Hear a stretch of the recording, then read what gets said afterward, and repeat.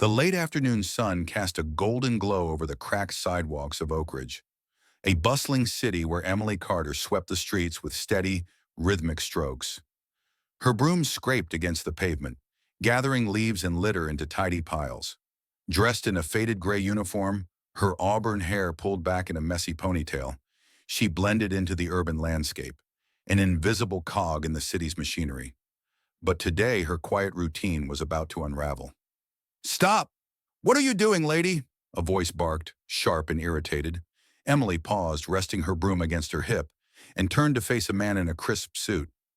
It was James Harper, a local entrepreneur known for his brash demeanor and thriving downtown businesses. His polished shoes gleamed, a stark contrast to the dust clinging to her clothes. "Excuse me," she said, her voice calm but tinged with curiosity. "Do you have a hard time sweeping this street? Look at me, covered in dirt because of you." James gestured at his pants, where a faint smudge marred the fabric. Emily tilted her head, unfazed. "How could I not work hard? It's my job." James huffed, brushing at his suit. "Fine, take this." He pulled a wad of cash from his pocket and shoved it toward her. "For your trouble." She eyed the money, then him. "What do you mean? This is mine now?" "I'm giving it to you," he snapped, as if the gesture were a grand charity. "Just take it." Before Emily could respond, another figure staggered into view, a young man, pale and trembling, his breath shallow and uneven. His name was Ethan Bradley, heir to the prestigious Bradley family, one of Oakridge's oldest and wealthiest dynasties. His blue eyes were shadowed, his skin clammy, and he moved like a man on the brink of collapse. "Sir," Emily said, turning to him, "you look sick. You should see a doctor." Ethan waved a weak hand. "Don't worry, I'm no liar. I'm the 23rd direct descendant of the Bradley line. I've got an incurable disease. 3 days left, the doctors say." He coughed, a harsh, grating sound, then met her gaze. "I see you working so hard out here. Take this money and live free. You deserve it more than I do." He pressed a thick envelope into her hands, his fingers shaking. Emily glanced at it, then back at him, her expression unreadable. "I've heard of the Bradley curse," she said softly. "A strange illness that takes every heir. Everyone's got their fate, but I wasn't planning to save you." Ethan managed a faint smile. "You're honest. I like that. Could you take a look at me anyway?" Before she could answer, a trio of figures approached, their presence commanding the street's attention. They were Oakridge's most renowned physicians, Dr. Robert King, the medical king, Dr. Michael Grant, the medical god, and Dr. Susan Fay, the medical fairy.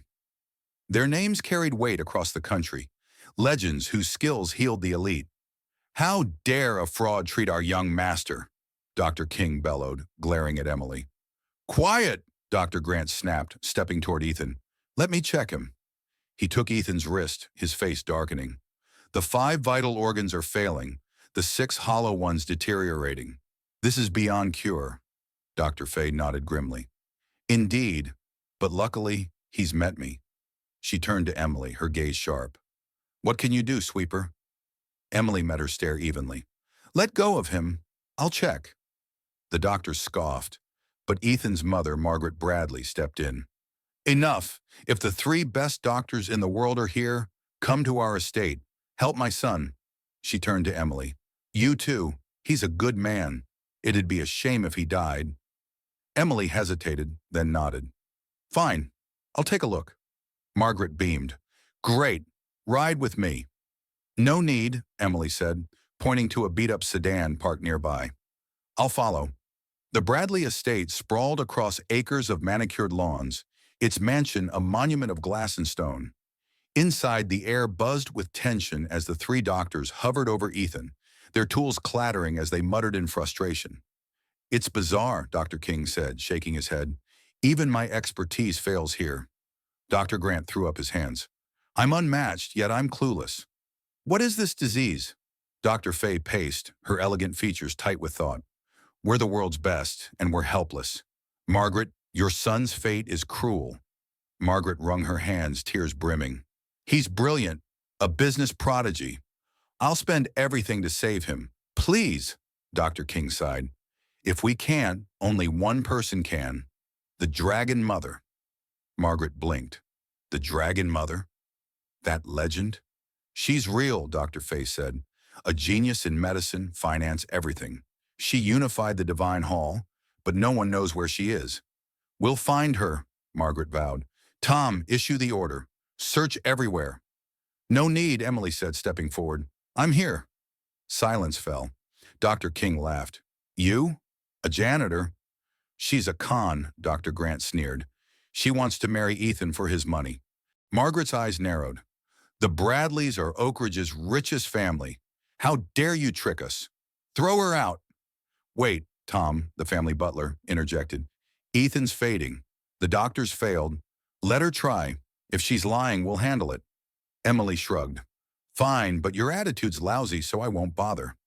Please, Margaret cried, dropping to her knees. He's kind. Save him. I'll do anything. Emily softened. All right, I'll look again. Dr. Fay snorted. A janitor curing a terminal illness?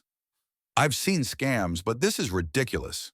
Emily ignored her, kneeling beside Ethan. She pressed her fingers to his wrist, eyes closing.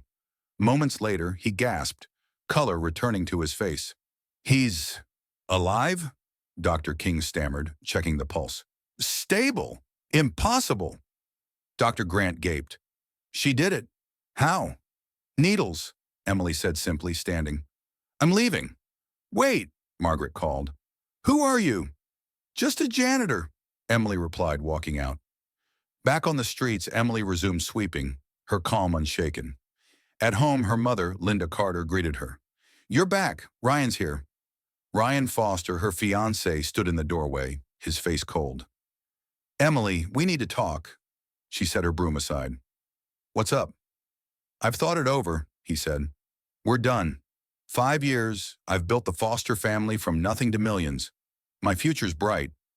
You, a janitor, you've wasted every chance. Emily's eyes narrowed. You think I've lost everything? Your dad's disappointed, Ryan continued. He's picked your sister Sarah to take over. He saw you as a reject from the start, clearing the way for her.